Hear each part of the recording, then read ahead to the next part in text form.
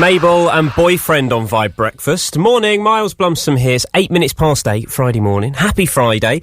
Every Friday throughout the coronavirus pandemic, throughout the lockdown, we've been speaking to Watford MP Dean Russell. Now, yesterday, Dominic Raab, who is sort of acting Prime Minister, he's standing in for Boris Johnson at the moment while he recovers from coronavirus, announced that lockdown is going to be in place for another 3 weeks. We will get into that. We're also going to talk about the Health and Social Care Select Committee, which is meeting today. Dean is a member of that.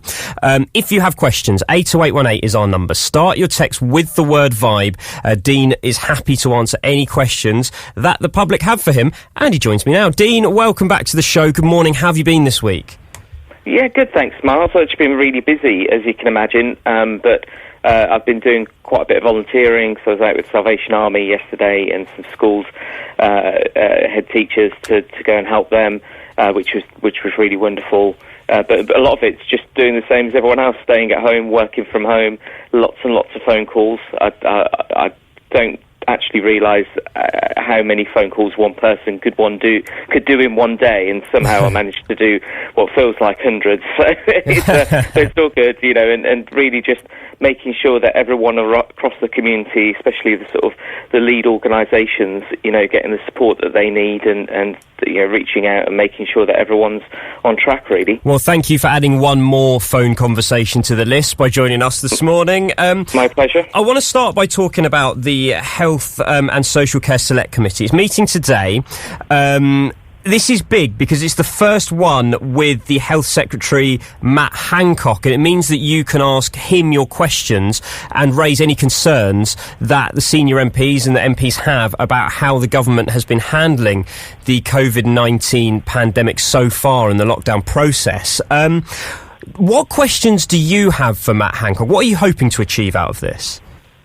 So, just to give it some context as well, so it's a real honour to be on the Select Committee, especially as a new MP. So it's a real great opportunity for Watford to be represented on that, because there's only a few of us that are on it.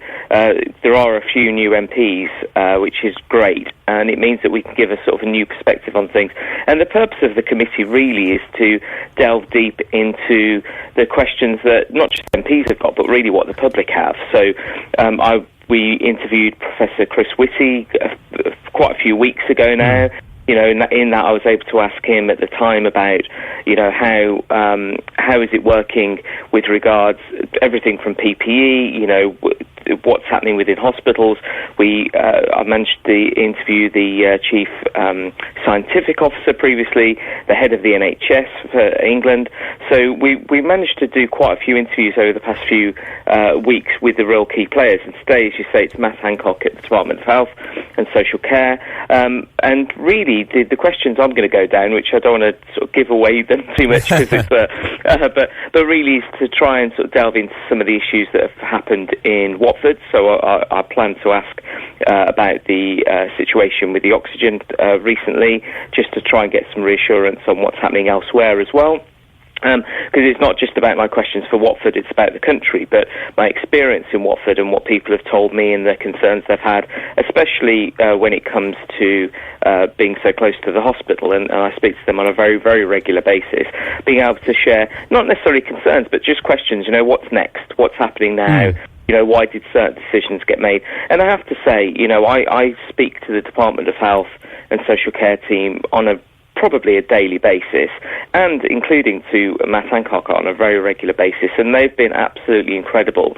And the work that they do, it literally is 24/7. I've had calls with them really late at night and really early in the morning when I've had questions or things that have been raised. So it's not to try and necessarily catch them out as such, which I know sometimes the questions to journalists, questions from journalists to the MPs on the daily briefings feels a bit like a gotcha moment on occasion, which is a real shame, because actually I think the opportunity is to really delve deep and say, well, why was this decision made? What's happening next? How do we need to think about that, and to question it? You know, why was that done? Please explain it. You know, why didn't you think of it this way? Did you look at it that way?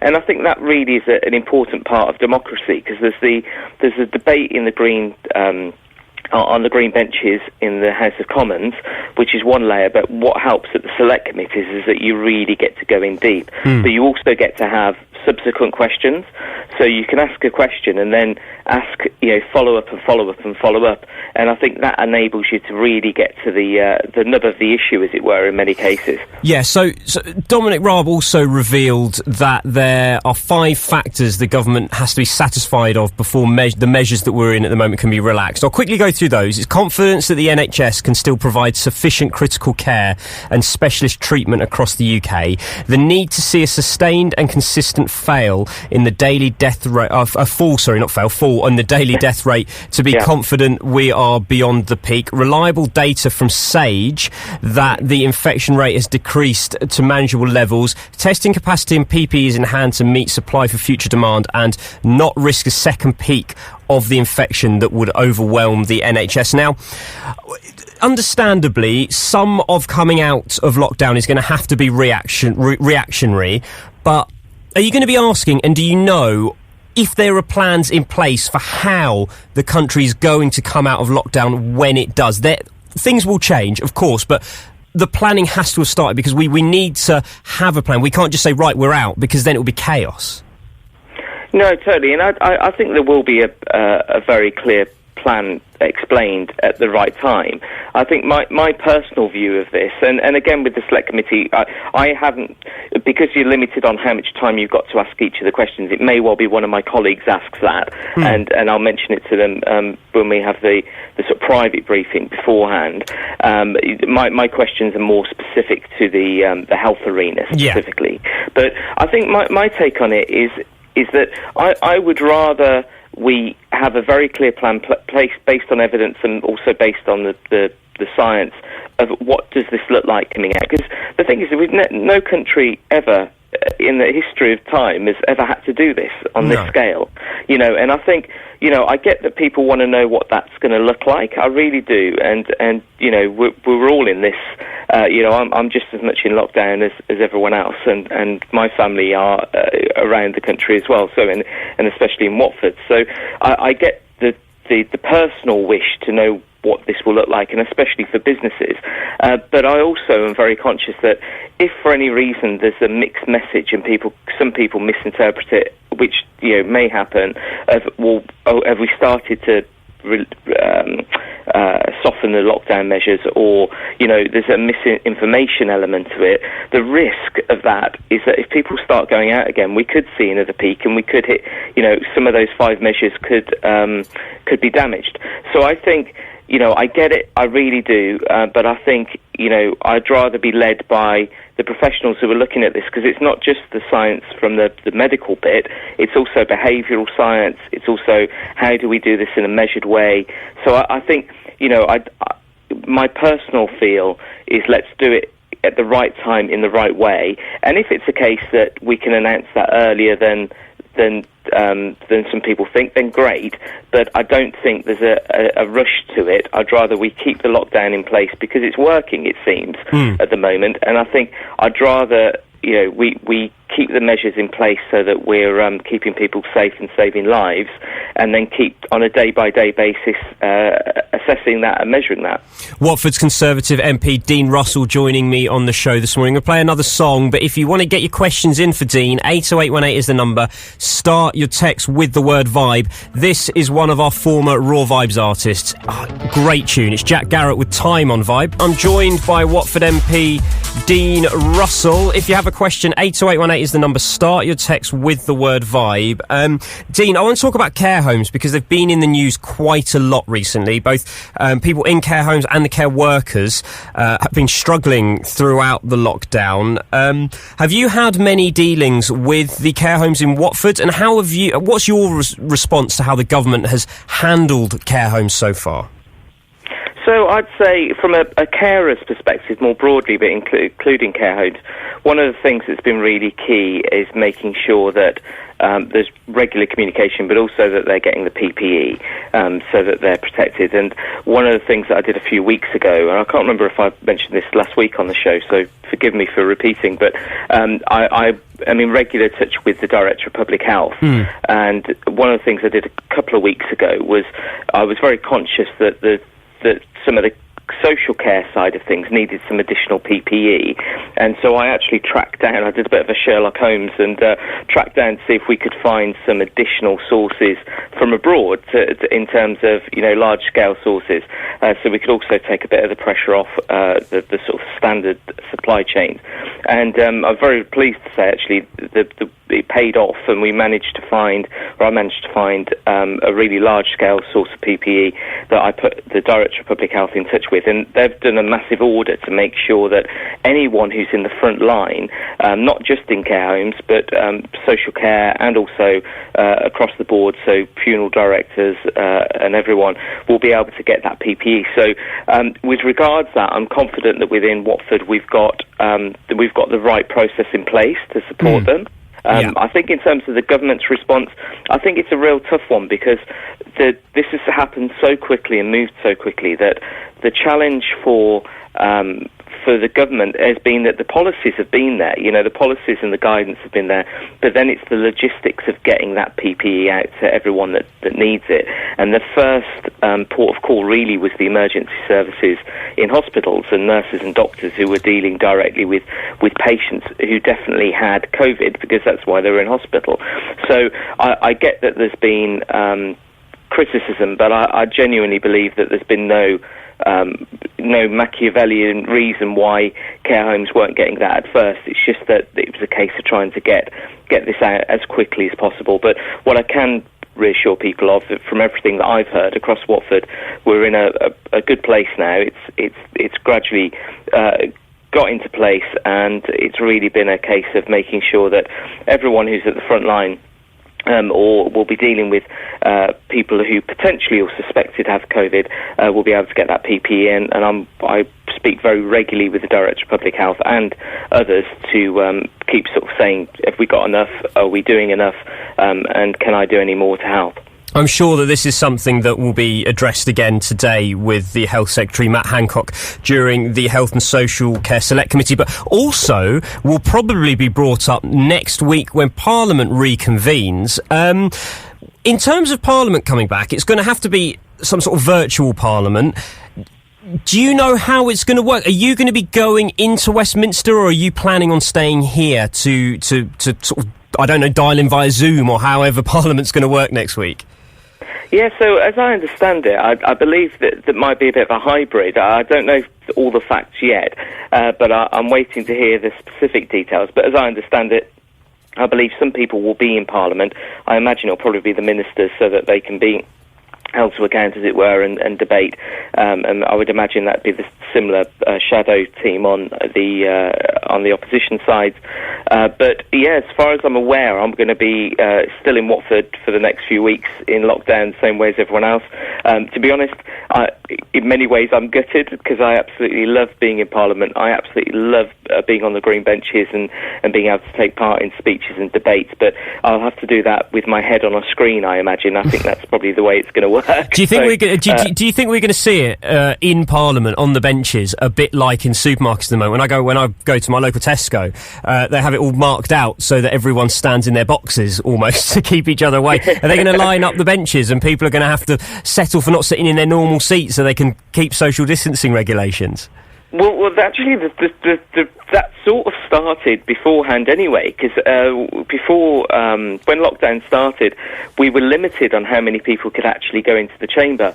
So even for Prime Minister's questions, I was in there for the last one before recess, and there were literally limits on how many people could go in. We were all told to make sure you sit 2 metres apart.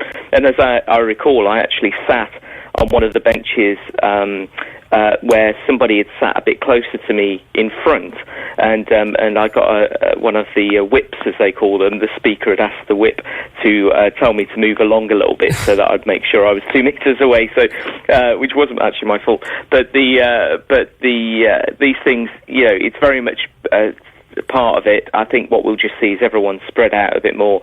How it's going to be in terms of the actual technology, whether it's going to be a big screen in there or whether something else will work, I'm not quite sure, to be honest. But we're having to follow the guidelines just like everyone else, and I think actually it's a good sign to the nation that that we're doing exactly the same as what we're asking people to do. And in the case of being an MP and being at home, I think that's the right thing. I think you lead by example, as it were, in many cases. And I know in my case, across Watford, apart from when I've been out volunteering, and the odd bit of shopping, but even with that, it's been quite limited. I've been at home. Embarrassingly, I've not really had chance to do my 1 hour's go out and exercise, really. I've been out in our small garden a few times, but yeah. So, and I think it's important because it sends a message that, look, this isn't just a them and us situation; it's a real everyone situation.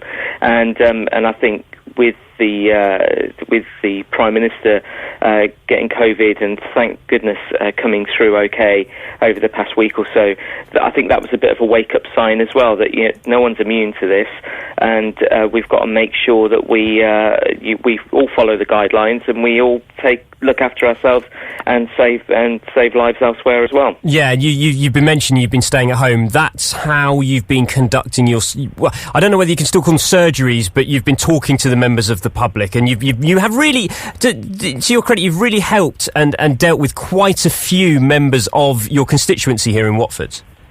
Oh, thank you. Yeah, I mean, it's me and my team, really. I mean, we've dealt with, as of last Friday, so I haven't looked at the latest numbers because I've been too busy, but I think as of last Friday, we'd helped something like 1,100 people, or we call them cases, so individual cases, and that's not just a case of a simple reply to an email. That can be quite a lot of work for each one of those cases. I mean, one of them was helping get a family back from Peru, or a couple back from Peru, where there's a lot of back and forth with the Foreign and Commonwealth Office, so we've helped with getting people back from abroad, or really quite complex stuff, everything from people being worried about their landlords, through to issues with health, through to everything you could imagine.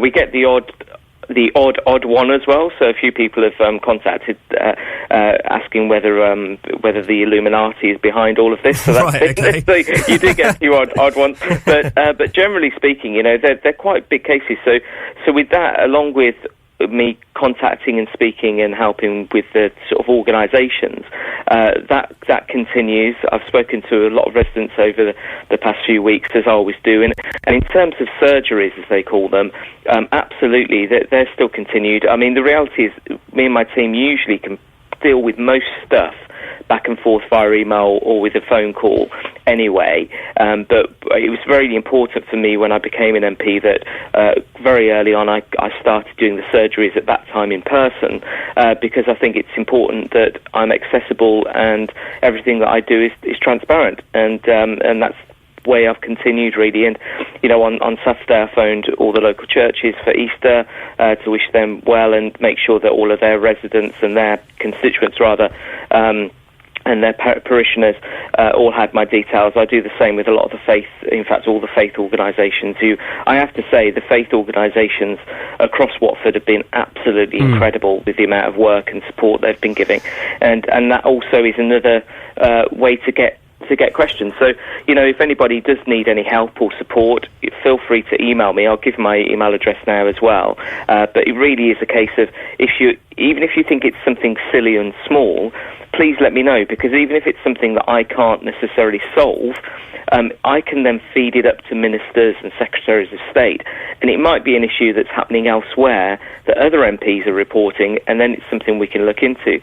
Just to give you an example, actually, of something quite light, I suppose, is I had an idea the other day because one of the things I'm very passionate about is local media, local journalists, and local radio. And I suggested to the Cabinet Office, why don't we make it so that each of the daily briefing slots, so we have one slot in the daily briefing, could we give that to a local journalist or local newspaper or local radio, so that voices are heard locally, not just the national press? And they did that. So that as of, I think it was of this week, you'll notice that each day there's a slot for local radio or local journalists, and I'll definitely be putting your name forward, Mark. Whether we can get you a slot. I don't know whether. I think they'd ask the question. They go, what? What was that? Who was that? Well, no, I think it's important. Some of the questions you ask me, are really, really good questions, and I think so things like that. So it just shows that we can make a difference even on stuff like that. That's you would think is very, very carefully managed, and no doubt is.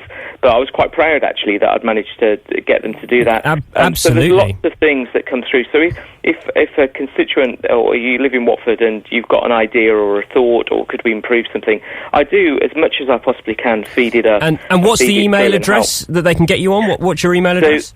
So my email address is Dean, DEAN, Russell, RUSSELL, .MP @parliament.uk. And if anybody wants to follow the Health and Social Care Select Committee, it's usually it's on TV, but today it's online. But if you go to parliamentlive.tv, so it's parliamentlive.tv, they can watch the entire Health and Social Care Select Committee live as it happens this morning, and I think we go live around 10 or 10:30 this morning, so it should be about 2 or 3 hours. 10:30 on Parliament TV online. Okay, great. And just to finish, I think it might be 10. I'm not sure. I think it's around that sort of time. Just to finish, Dean, really quickly, 3 more weeks of lockdown. Have you got just a quick message for the people of Watford going through another 3 weeks of this? Absolutely. The first thing I'd like to say is thank you to everyone in Watford who's followed the guidelines, who's stayed home, because the reality of this is that I think people across Watford in particular, I speak to the police regularly, I speak to the health professionals regularly, I speak to all the different groups, and apart from a few very minor situations, on the whole, everyone across Watford has been absolutely fabulous and been following the guidelines. And the truth is, with the lockdown, the reason for it is that it means that we can protect the NHS, because our job really now, for all of us, is to do our absolute damnedest to not get into hospital, not have to go in, because if we can avoid going into hospital, it means that the doctors and nurses there won't be under additional pressure, and if they're not under additional pressure, it means they can focus on helping the patients that do have COVID and coronavirus. So I think that the key message from me is thank you to everyone who's done this. I totally get it's a real challenge, and I totally get, especially for young people and for kids, it's quite boring, and, but I also get that for many it causes anxiety. So I'd also say to everyone to please look after your mental health. There's resources on my website and deanrussell.co.uk. I believe the Royals today did an initiative, an announcement around making sure that people look after their mental health. That's really, really important to me that we all come out of this stronger from it. But if anybody is having issues and mental health issues, there's lots of resources online to support them, and I'll be sharing more of that. Perhaps I can next week on your show, Miles. But main thing to say is thank you, everyone, for following the guidelines. It's not here for any reason other than to help save lives and to protect our NHS so that they can do more and help more patients as much as they can. Dean, so thank you, everyone. Thank you for joining us this morning. We'll speak to you again next week. Enjoy your weekend, enjoy your week, and good luck, and enjoy today the Select Committee with the Health and Social Care Select Committee with Matt Hancock. Looking forward to seeing your question. Have a good one. I'll speak to you next week. Thank you.